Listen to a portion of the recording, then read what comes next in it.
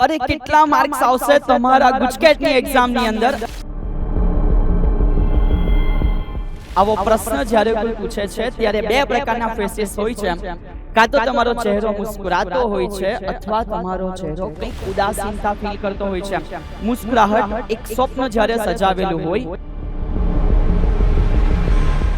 અને ઉદાસીનતા જ્યારે એ સ્વપ્ન છે પૂરું કરવા માટે ક્યાંક માર્ગદર્શન ઘટે છે, ક્યાંક સમયનો અભાવ છે, ક્યાંક તૈયારીઓ કેવી રીતે કરવી એ ખબર નથી. સો વાલા, આપ દરેકનો પણ ફિઝિક્સમાં ટાર્ગેટ હશે કે સર ગુજકેટની એક્ઝામની અંદર 120 માર્કનું પેપર હશે, બટ ફિઝિક્સ માટે આઉટ ઓફ 40 અમારા કેટલા આવશે? શું લાગે છે વાલા, ટાર્ગેટ કેટલો છે તમારો અને તમે કેટલા મેળવી શકશો? જરા એકવાર કોમેન્ટ સેક્શનમાં સર જોઈ લઈ કે કયા બચ્ચાઓ કેટલા કોન્ફિડન્ટમાં છે અને કયા કોન્ફિડન્ટ અનુસાર કેટલું રિઝલ્ટ તમે બનાવી શકો છો. જરૂરથી એકવાર કોમેન્ટ સેક્શનમાં જણાવી દેવા વિનંતી છે. And now late start. Sir 40 out of અમારું ટાર્ગેટ છે. 40 આઉટ ઓફ 40 ડેફિનેટલી હોવો જોઈએ, કોઈ ના નથી.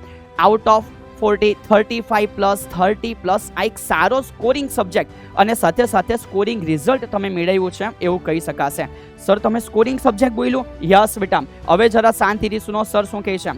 જ્યારે તમે ફિઝિક્સની તૈયારી કરો છો પર્ટિક્યુલર ગુજકેટની અંદર, ત્યારે તૈયારી પાછળથી ફોકસ કરીને કરવાની છે. પાછળના ચેપ્ટર જ્યાં મોડર્ન ફિઝિક્સ સ્ટાર્ટ થાય છે, ચેપ્ટર 11, ચેપ્ટર 12, ચેપ્ટર 13, આ ત્રણે ત્રણ ચેપ્ટરમાં નંબર્સ ઓફ ઇક્વેશન ઓછા છે, કન્સેપ્ટો ઓછા છે, યાદ રહી જાય આરામથી સર. અને ત્યાર પછી તમે લિમિટેડ વેમાં એમસીક્યુની પ્રેક્ટિસ પણ જો કરો છો ને, સંભાવના છે કે ગુજકેટની અંદર તમે એને એમસીક્યુને આરામથી સોલ્વ કરી લેશો. નાઉ નેક્સ્ટ 14મું જે ચેપ્ટર છે, આ ચેપ્ટરની અંદર સેમિકન્ડક્ટરની વાતો છે, પણ એમાં થિયરિટિકલ વાતો વધારે છે. ફોરવર્ડ બાયસ, રિવર્સ બાયસ અને પીએન જંકશન દ્વારા તમે યોગ્ય તૈયારી કરી હોય તો એમસીક્યુ સાચા પડવાની સંભાવના વધી જશે. અર્ધ તરંગ, પૂર્ણ તરંગ, આ ચેપ્ટરોની અંદર જે રહેલો કન્ટેન્ટ જે છે ને સૌથી લાસ્ટનો, એમાંથી એમસીક્યુ પૂછાય છે અને સરળ હોય છે. તો પહેલું મિસ નહીં કરવું કે આ જે 4 ચેપ્ટર છે આપણા માટે એક સ્ટ્રોંગ પોઈન્ટ બેટા બની ગયો હોવો જોઈએ.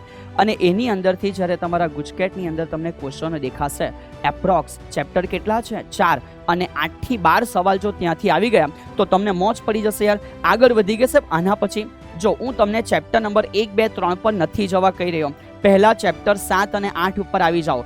તમને ભલે એવું લાગે છે કે 7મું ચેપ્ટર એ LCR ટફ છે, નહીં વાલા. કેટલા વિદ્યાર્થી એવા છે જેને ખબર પડી ચૂકી છે કે LCR ચેપ્ટર ભલે મેથેમેટિકલ સ્ટેપ વાળું છે, પણ શીખી લીધા પછી એના જેવા આસાન ચેપ્ટર, આસાન ઇક્વેશન અને આસાન એમસીક્યુ પૂછાતા નહીં હોય. તો ચેપ્ટર 7ને કમ્પલસરી કરવું.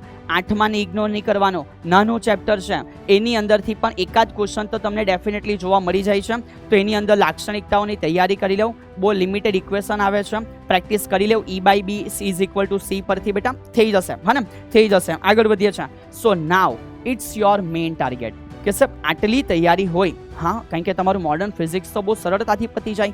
સપોઝ 2-3 દિવસોમાં તમે એ 4 ચેપ્ટરના એમસીક્યુની તૈયારી કરી, એક દિવસ તમે 7મા અને 8મા ચેપ્ટરને બેસો, તૈયારી કરો, 150-200 એમસીક્યુ કરી નાખો બેટા, મોજ થઈ જશે.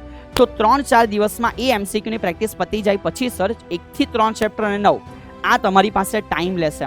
તમારે આ 4 ચેપ્ટરોના મિનિમમ ટ્રાય કરો બેટા 600 થી 800 એમસીક્યુ મિનિમમ તમે કર્યા હોય. સર ગાંડા થઈ ગયા, આટલા બધા એમસીક્યુ કેવી રીતે થશે? સો વાલા, તમે બી જાણો છો કે તમારામાંથી ઘણા બધા બચ્ચા ઓલરેડી બોર્ડ બુસ્ટર બેચની અંદર પોતાની પ્રિપેરેશન સ્ટાર્ટ કરી ચૂક્યા છે. તો ભાઈ એવી રીતે જ બોર્ડ બુસ્ટર બેચમાં તૈયારીઓ થઈ રહી છે, સાથે સાથે વન શોટની અંદર પણ એમસીક્યુની તૈયારી થાય છે. અને ઇવન એક જોરદાર સરપ્રાઈઝ તમારા માટે આવી રહ્યું છે, જ્યાં બી એમસીક્યુ તૈયારી હોઈ શકે છે, નહીં થઈ શકે છે.